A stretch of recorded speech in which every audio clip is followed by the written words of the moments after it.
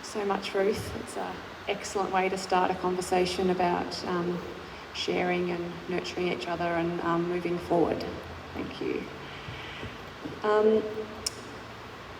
So how we're going to work this tonight is we're going to have about a 45-minute discussion between us, and then we're going to have a short 10-minute break. And in that break, you're all invited to give us your questions that have come out of this discussion or anything that you're desperate to ask. And if you could go and see Rosie and Katie at the table there and write your question down with them. And after the break, we will answer as many questions as we can, Amanda. And the ones we don't get to, we will follow those up in our newsletter and via social media so everyone gets their questions answered. Just a quick reminder to make sure your phone's on silent, although we might not hear it with the rain. And after our discussion, you're welcome to venture into the garden encourage you to support the Longhouse. And also, Rosie and Katie are here representing Homeful tonight. And Homeful is pre-designed small homes and ancillary dwellings that are perfect for land sharing or ancillary dwellings, which we'll talk about later.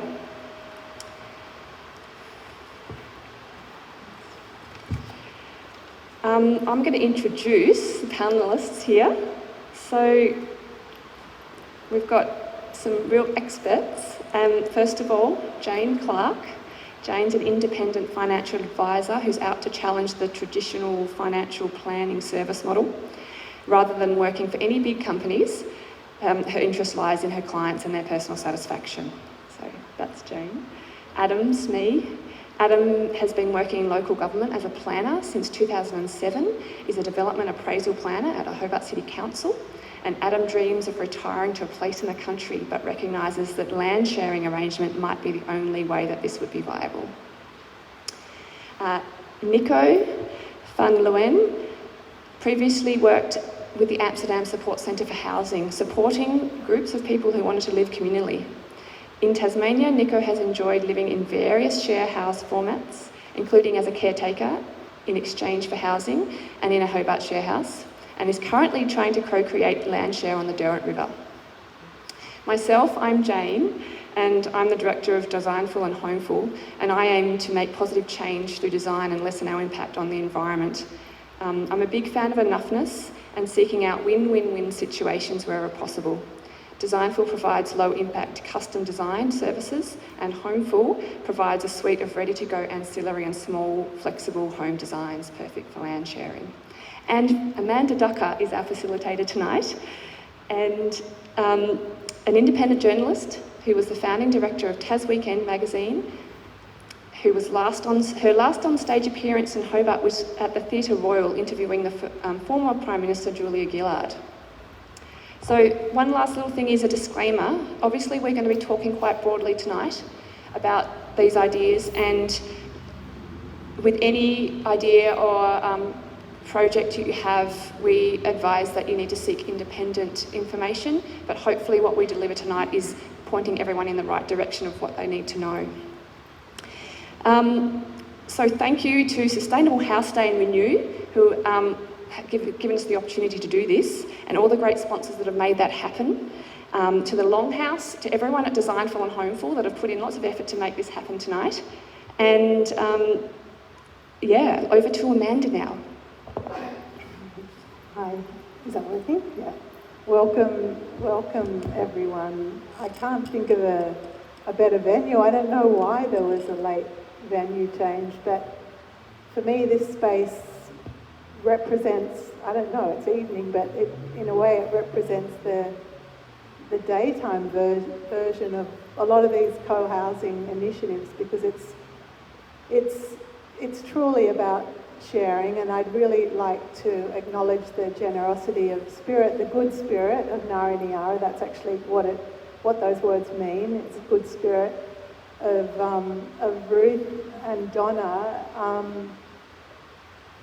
in hosting a forum on land sharing, because it can be a pretty vexed topic, and I'd just really like to acknowledge the way that Ruth, in her customary way, has been so extraordinarily generous and beautiful in her welcome. So thank you, beautiful Ruth. And I'd also like to especially welcome our Lord Mayor, Anna Reynolds. It's really great to have you here and part of a progressive discussion. You lead a lot of them.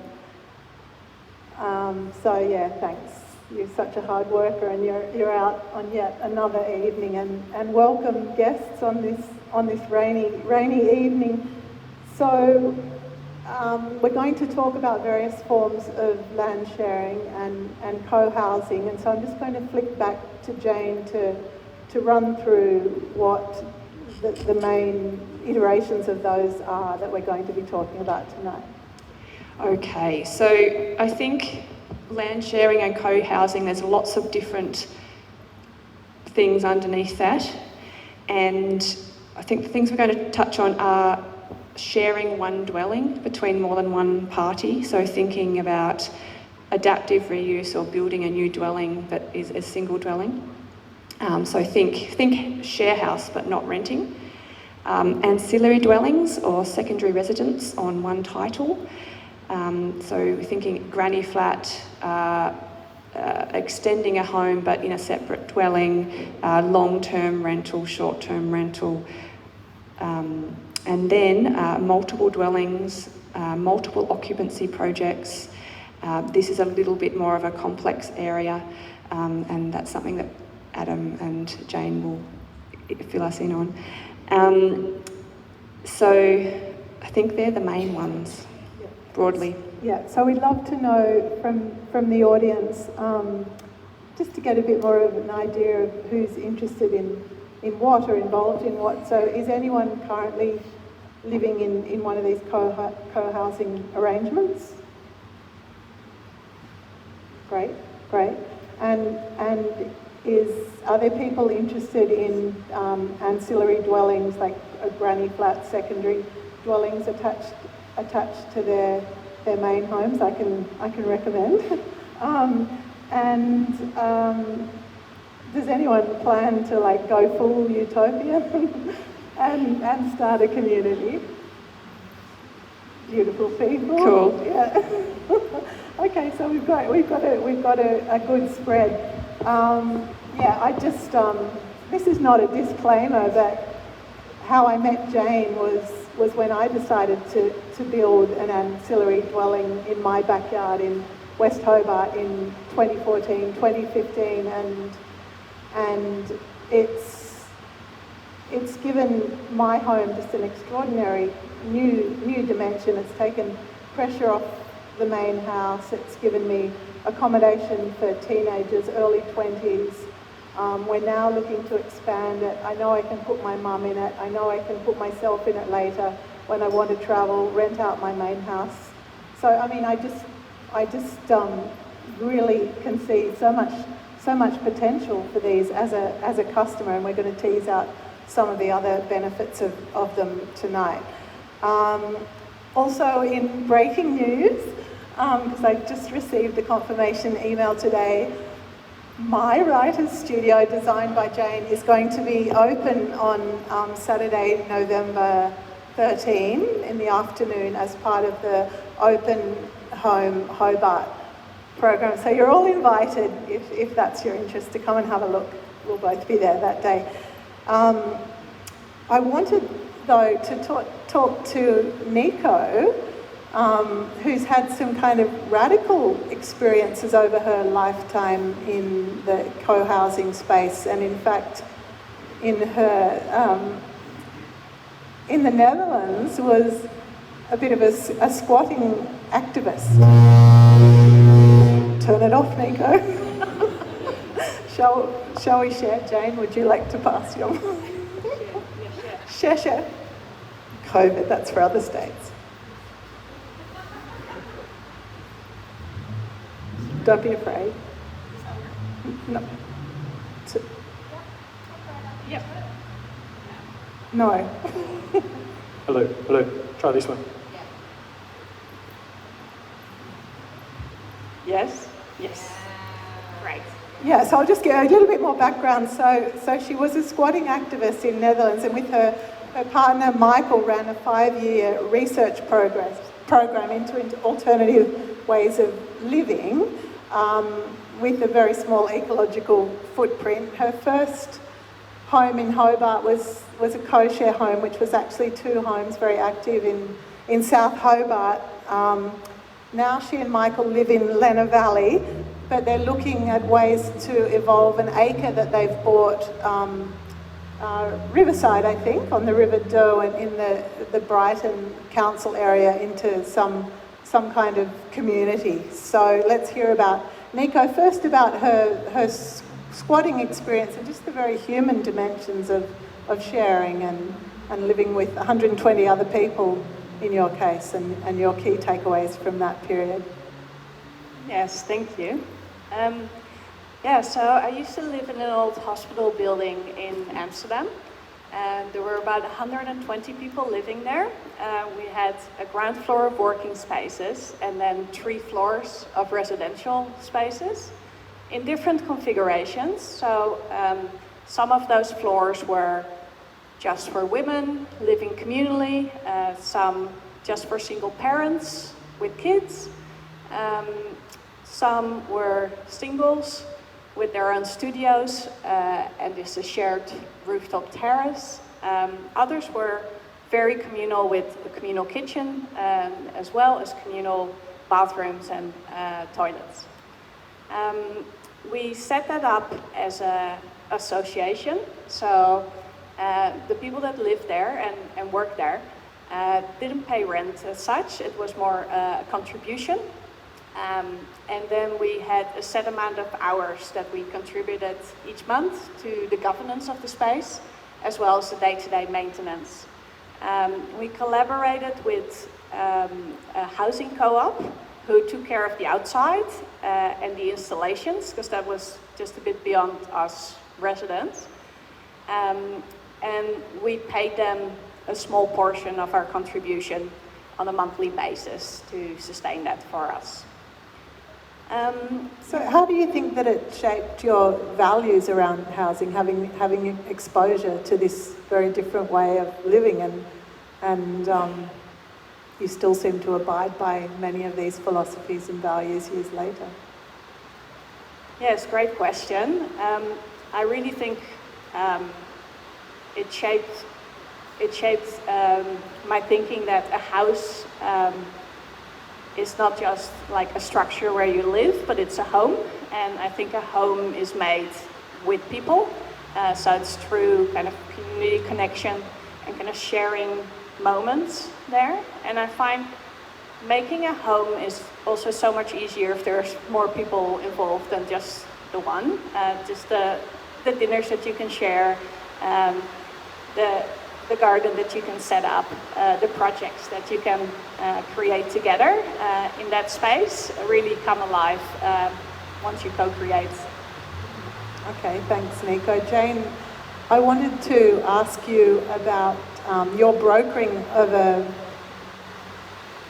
the entry of some close family members into a community, and when we spoke on the phone earlier this week, you gave me the impression that it kind of gave you the heebie-jeebies / wet willies. She's an independent financial consultant with a family member who wanted to go and live on a community. So how did that go?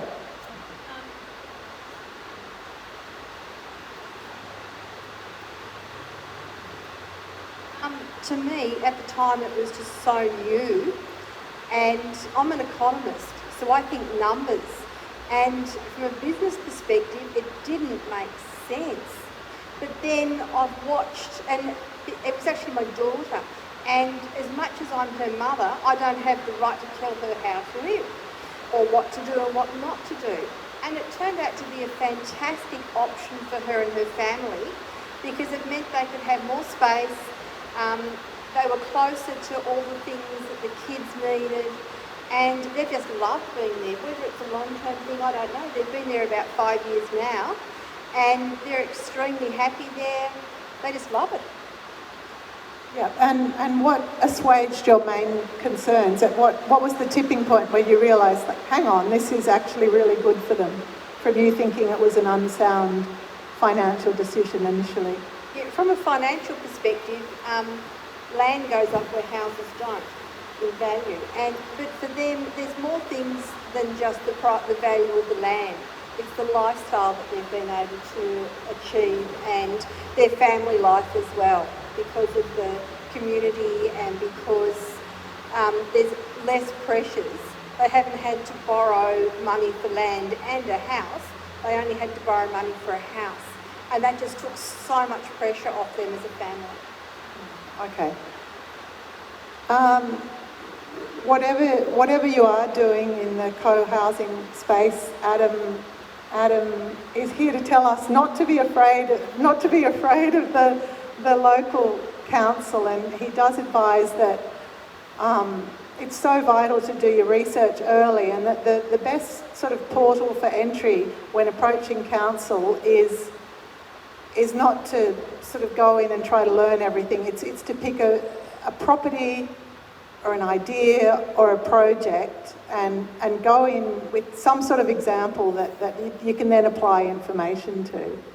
Can you just expand on what's the best way to go about working out what's possible? Certainly. I'd almost go back a step and so thinking about what we discussed earlier in the week, you sort of said to me, well, where do you start gaining that knowledge that you need to guide yourself through the process? And I did say council, but I think it's iterative. It has to be, so you get some knowledge from council and then you do some more of your own research. You perhaps find a site, because certainly working at council, it is much easier for us to respond to specifics. So if you have a more specific idea about a specific site, we can provide better information in that instance. So I think that's probably my answer. It's had to be an iterative process. Maybe I'll get better at saying that word perhaps. And at the moment, it's a good time for ancillary dwellings, at least. So for those who are interested in them, you may or may not be aware that the state government has a grant at the moment for $10,000 grants for ancillary dwellings. So, Adam, for those who might be interested, can you take us through what an ancillary dwelling actually is, the regulations? Tassie? Sure. So an ancillary dwelling is essentially the fancy planning scheme term for what most people think of as a granny flat. So it is a second limited dwelling on the same title as another dwelling. The definition in the current planning schemes and the future Tasmanian planning scheme is very similar. So a floor area no greater than 60 square metres, it must share services, parking and access with the main dwelling, and it must be pertinent to the main dwelling. So what that means is, for example, on a rural property, you couldn't say be on the other side of the rural property. It would need to be within the curtilage, is the planning term used. So within CUI, to be honest, it's meant to be used in association with that main dwelling. You're quite right, Amanda, that there is that state government grant available at the moment. I had a quick look just before I came tonight. Only about 100 grants have been granted out of 250, so that there is still time and availability there. My understanding is you have to to apply for the grant, you either have to have planning approval for the ancillary dwelling or demonstrate that planning approval is not required, because that can happen in some areas. Okay, so what can you get for 60 metres squared, Jane, in design? So a lot of us, not that it's gendered, but don't have fantastic spatial thinking.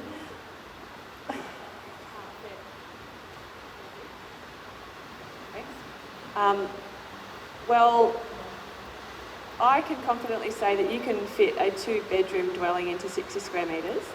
It's not going to be, I guess, what is the typical house. It's going to be compact, but I believe that's enough for small scale living. So yeah, you can fit 2 bedrooms, a bathroom, a living space, laundry, And then you've got to remember that that 60 square metres doesn't include decks or outdoor space. So we're lucky in Tassie that we can live a lot of the year outside, and I encourage lots of people to do that. So yeah, that's doable.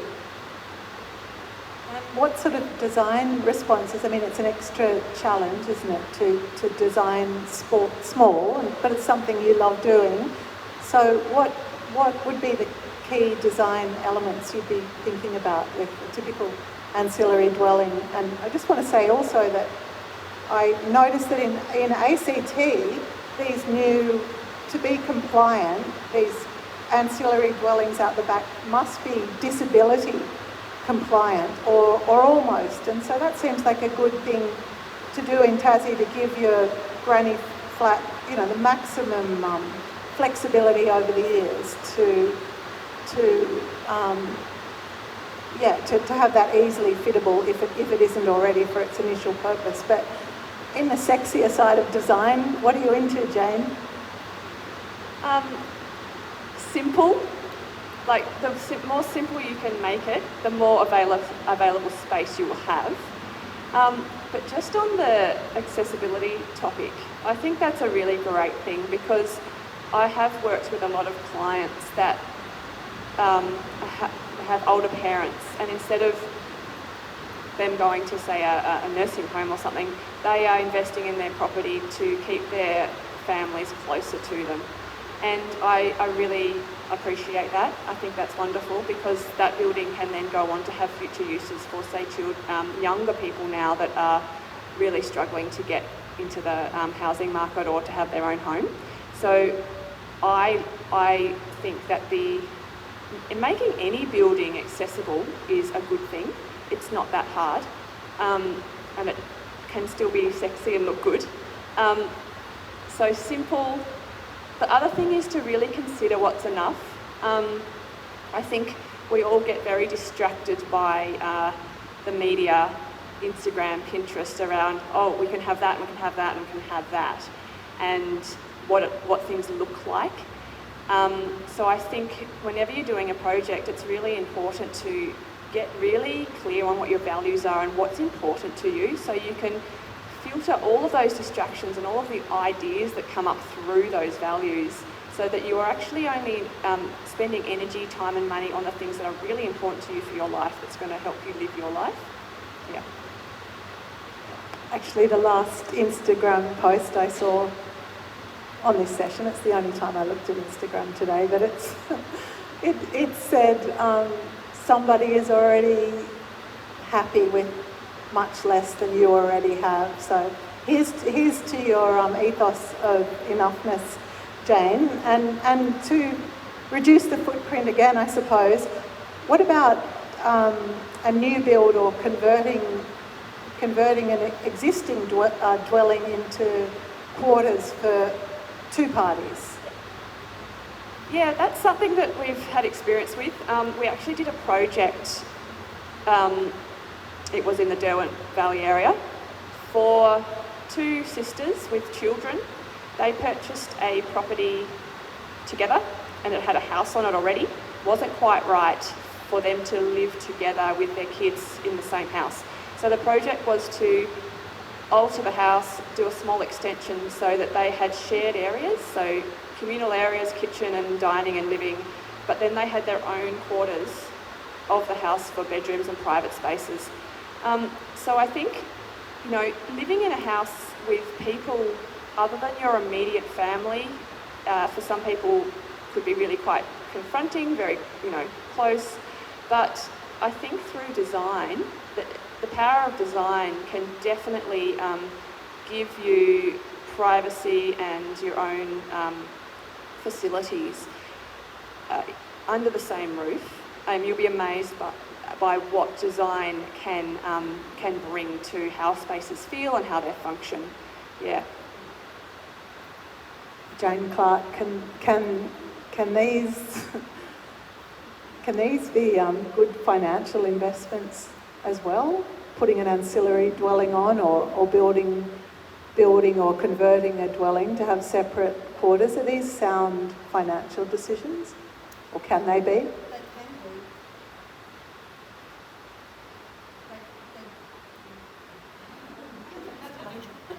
be. Can you hear me now? Yeah. So they can actually be really good financial decisions, but you've got to put a lot of planning into them first. You don't go off on a whim. You need to get the planning right, and you need to start planning early on and making sure everyone's on the same page. Some of the things that you really need to consider are putting everything in writing. Don't think that just because it's my best friend, it's my brother, it's my parent, it's going to be fine. Doesn't work. You need to get everything in writing. Make sure you've got legal agreements as to what everyone expects, and you have those difficult conversations. Not everyone likes having them, and if you can't have them, get a mediator in to have those conversations early on in the piece to make sure that you've got similar expectations. Another thing to consider is that if you look back, where were you 3 years ago? Can you remember what you were doing 3 years ago? You're probably doing something very different to what you're doing now. So just know that people's plans and expectations change. People can go into these arrangements with the best of intentions, but quite often their stuff changes over time. Yeah, and I've noted in my research this week that the federal government in the 2020 budget has announced that they'll provide a targeted capital gains tax exemption for granny flats, but it seems that the real intent of that is to create binding financial agreements between different generations of the same family, so that when there are relationship breakdowns and things that the legal documents are there and they're signed. So it's sort of Yeah, I think it also makes it a little bit simpler because your primary dwelling is tax exempt, capital gains tax exempt. Yeah. So if the granny flat is taxable and the main house isn't, it can get a little bit complicated. Who actually owns the main house? Who actually owns the granny flat? It just makes things a little bit simpler. Yeah, and it is very important for the older generation that they feel secure, particularly if they're going to provide mortgage ease to their offspring, that they don't find themselves homeless in the case of a marriage breakdown or whatever. But now, what about getting finances in order, Jane, before you head in? Tell us a bit about that. Now, that's a really big one. That's where I get really excited because finance is my thing. I have seen arrangements fall over because people haven't had their finances in order. What I mean by getting your finances in order, get your debt under control. If you've already got a lot of debt, chances are you're not going to get a mortgage. So get your debt under control. If you've got a bad credit record, through no fault of your own, get some help to get it fixed. If you have got a bad credit record, well, do what you can to get it right. Make sure that you understand money, because you're going into, it's a financial agreement. It's a financial agreement that you're entering into with other parties, and you don't want to be the one that the arrangement falls over with because your finances aren't in order. There was a group of 4 people that I was working with who wanted to go into a shared housing arrangement, and everything looked amazing on paper until we applied for the mortgage. And then one of them actually had a bad credit record that he'd forgotten about. Something had happened quite a few years ago and he'd completely forgotten about it, and it wasn't until we started making inquiries. And then he's got the embarrassment of saying, hey, I can't go forward. Another one of the problems we found was that one of the girls was working, but she was working for cash. So there were no pay slips. So you can't get a mortgage without pay slips. And if you're going to get finance, don't go to the bank. Because if you go to the bank, all they can offer you is the products that they have. If you go to a good mortgage broker, they will have about 40 lenders, and the one I work with is amazing. And she just knows, for these circumstances, I'm going to ignore probably 90% of the lenders on my books. These are the ones that we can get it through with. And that's vital if you want to get finance, getting the right advice early on in the piece. And one more thing, if you're going into one of these arrangements, have a will in place. What's a will got to do with going into an arrangement like this? If something happens to you or to one of the other people, you could find, well, say I was a party to one of these arrangements and I pass away, you might be dealing with one of my kids who may not think like you think and just be after the money. So, and want to sell up. And so the property's got to be sold. So you need to have mutual wills in place so that if something happens to one member of the arrangement, then everyone knows what's going to happen. And we don't want to leave it to the government to decide, because if you don't have a will, the government are quite happy to help you work it out. We don't necessarily want government involvement in it. But some of these things are just the basics of getting your finance in order. That reminds me, when you mention wills as part of the ultimate exit strategy, that it does seem to sort of dampen the excitement a bit with anything to do with co-housing or anything vaguely utopian to enter into it being very mindful of your exit strategies, but isn't that true of all our relationships?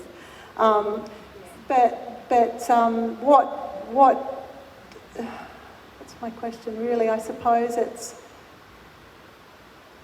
is vital, really, and I suppose in my research there's a couple of interesting things that have come up. Say Nightingale, which is a bit of a leader in co-housing in an apartment sense in Melbourne. There's an exit strategy there where it's a not-for-profit, the original owner can sell at the original price plus the average percentage market gain in that suburb. That's one way of doing it. Others here, I think, I shouldn't name them because I'm not sure of the detail, but you can sell at whatever the market will deliver. But tonight is definitely not about developer-led housing solutions and subdivisions. The ethos is about helping people get access to housing without inadvertently jeopardising them when they exit.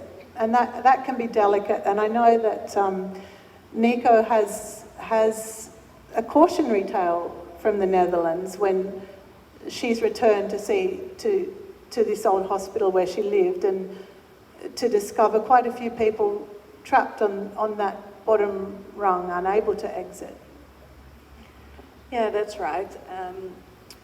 So for entrance into this communal living setting, like we had a maximum income, but once people were in there, there wasn't any review of that. So we ended up with a situation where people would be living in the hospital for 20, 25 years, and over the course of their life, their income had gone up. But it was a big step for them to then stop renting there and then rent either in a private market or even raise money to buy something. Like, that step was really huge. And it actually kind of trapped people in this comfortable situation where they paid a really low rent and no one, except maybe the neighbors, were saying like, oh, is this really right? And it actually meant a lot of friction amongst us as a community, bringing that up. And at the same time, the people that had been there pretty much since the beginning were so important for the governance of the space as well. Having that experience of founding the space, moving through setting up a system that really worked, and also holding that history really tight. It was really hard. Yeah, it is worth bearing in mind. In Australia, there's usually some sort of ownership involved once you go beyond sort of sharing houses when you're renting. So the main ownership options here include private company of owners, cooperatives, trusts, or strata. And these can become more interesting as we go out of town, for people wanting, say, to you know, we can see, say, the prices in places like the Huon and other sort of beautiful lifestyle areas are getting pretty unaffordable for a lot of people. And that's where people who you might not think would consider co-housing are sort of starting to think about options, and it's probably time to use Adam's family dream as a bit of an example here. Sure. So I'm the youngest of 5. I've got 3 brothers and a sister. I'm the youngest.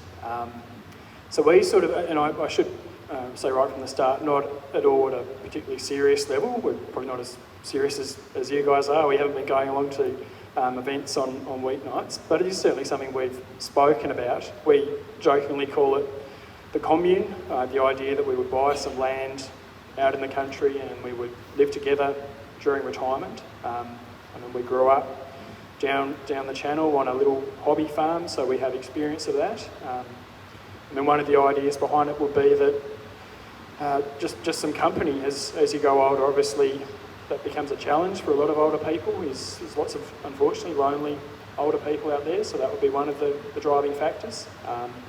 The other would be what Amanda just touched on, that the prices, the land prices, I think anywhere really, like, you're not get the kind of properties we'll be interested in, that there's nothing going for less than $500,000. So to take on that kind of mortgage at that stage in life on your own is a big step, whereas it's obviously a bit more palatable if you're doing that with others.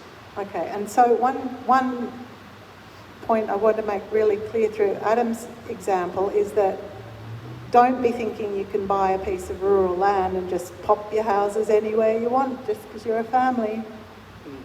Adam? Yeah. So there's generally a big difference between the planning standards which apply in urban areas, so serviced areas, areas which have water and sewer, reticulated water and sewer, and outside of those areas. So generally, all the planning schemes will prohibit more than one dwelling on a property on a single title in a rural area. Why is that? I mean, I'm not a strategic planner, but my understanding is the rationale is things such as so servicing costs for council. Obviously, it's harder for council to service a more dispersed population, so things like curbside recycling is more difficult in a rural area. Also, wear and tear on country roads, it's a greater expense for council. I mean, it's all these kind of, I suppose, higher level principles at play behind that prohibition. I wonder if it'll be reviewed at some stage, given that I don't think I'm the only person, well, obviously not the only person thinking of doing this. But at this stage, when we're just introducing a new planning scheme, the statewide planning scheme, and that has continued that prohibition on more than one dwelling outside of the serviced areas. Okay, so in your family's case, would that leave you with the options of a main dwelling and an ancillary dwelling, or one main house, say it was a new build, one main house that was really rather extensive, or how could you do it with current regulations? I mean, Jane sort of went through the different options for shared living at the start. So obviously there's single dwelling, and I think that's fairly straightforward. That's one house on one title. There's single dwelling and ancillary dwelling. So from a planning perspective at least, they are the same thing. The ancillary dwelling is just considered part of the main dwelling. The third option being multiple dwellings, so that's where there's clearly separate dwellings which each have all of the facilities which you would find in a dwelling, so food preparation areas, ablution areas, and habitable, obviously. So as I said, there's a prohibition upon more than one dwelling outside of the serviced areas. So the way I've thought it could work in the commune is something like you have a main building which perhaps has some kind of communal areas, perhaps some communal eating areas and food preparation areas, a big kitchen, a big dining facilities, maybe a big deck. And probably the key thing would be you have the laundry within that building. Outside of that, you then have sort of smaller individual living pods around that main dwelling. The reason I think that will work is because the tribunals, so the Resource Management and Planning Appeal Tribunal, has been fairly clear in saying that a dwelling must have all of those facilities that I went through before. So food preparation areas, bathroom facilities and a laundry, as well as the obvious bedroom, etc. So I think you could certainly argue that this idea that which I've just gone through is still ultimately just a single dwelling. I should very strongly point out, though, that I haven't tested this. I haven't got legal advice on it. It's just my idea, but it perhaps helps you think about what could work for you. Yeah, so 5 houses, 1 laundry.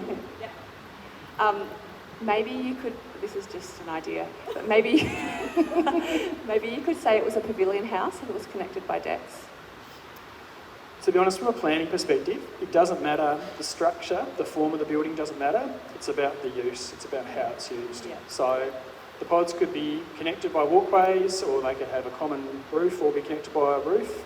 But from a planning perspective, it doesn't matter. Laundromat. Another idea I had, which I ran by Adam earlier in the week, was if it is in a rural zone and you are looking to buy, then consider looking out for houses that have pre-existing workers' cottages or whatever on them that you can refit, because, you know, they comply. So, Yeah, so there's such thing as pre-existing non-conforming use rights. And I apologise for dropping planning lingo, but that's the term used. So essentially, if a building was lawfully built back in the day, perhaps before we had things such as planning schemes, and you often see this on the old farmsteads, etc., you might sort of have the main farmhouse, and then, as Amanda says, you'll see sort of the workers' cottages around there. The big thing would be the use has to have been continual, so they need to still be being used as workers' cottages. And you would definitely, in that situation, you would tread carefully, and you would get council to confirm that they recognise that pre-existing non-conforming use right before, you know, entering into contracts to purchase. okay. So we're going to go to the break soon, but we're just going to do a little, I believe it's going to happen one day, Nico, but I'll call it a hypothetical for now. We're going to go back to Nico's 1 acre. It's at Old Beach in the Brighton area. So it's 1 acre that she and Michael have bought, are not living on at the moment. She's encountered a few stumbling blocks. She's feeling, I have the sense, a little dispirited. So there's not much action yet, but I wanted to ask the team how Nico might respond once more, or approach council once more, what she can best do with that 1 acre to turn it into, say, 5. She would like 5 dwellings on it, right? So what have you tried to do so far, and why have you sort of stalled a bit? Yeah, at a pinch 4 will do. So it's 1 acre, and it already has 2 houses on it. So a 3-bedroom and a 2-bedroom, and they're connected with a massive laundry and a garage. At the moment there's an extended family living in there, multi-year lease, really happy. So we've got time to kind of develop the plan for it. There's lots of space, but it's zoned low density residential. And in my conversations with planners from the Brighton City Council, they said that equates to 1,500 square meters per dwelling. And because there's already 2 houses on it, that's where we kind of stop, because we're under 4,500 square meters. But yeah, the planning scheme's meant to change in the next few years. So in the conversations, they say, come back in a couple of years and we'll keep on talking. And they've started giving me some information about stormwater and I don't know, like all those things. I'm not very, how do you say, eloquent in the planning. I don't know what stormwater is. Yeah, if there's more roof space, do you need more, I don't know, ways to get rid of the water? So anyway, like, I think there's lots of potential. I was like, if anything, there can just be a whole bunch of tiny homes on there using like the big facility of the laundry, which can be converted. Yeah. It's gonna happen one day, but it would be really nice if it could actually be separate houses, because like I said earlier, my experience from people kind of being trapped in a really cheap living situation and then the jump to a next situation being really hard, what I was thinking was subdividing the block and then giving people with like-minded values the opportunity to build a house, but not have fencing in between the different properties. So that when something does change in people's lives, that there's the opportunity to sell and kind of move back into the regular real estate market. But that's just me thinking. How do you respond to that, Adam? I think the first thing I'd say, Nico, is the planning. So Brighton has introduced the statewide planning scheme. So when did you talk to council? 4 months. Yeah, okay. Because I just noted that you were saying that was the planner's advice, was to wait for the new scheme.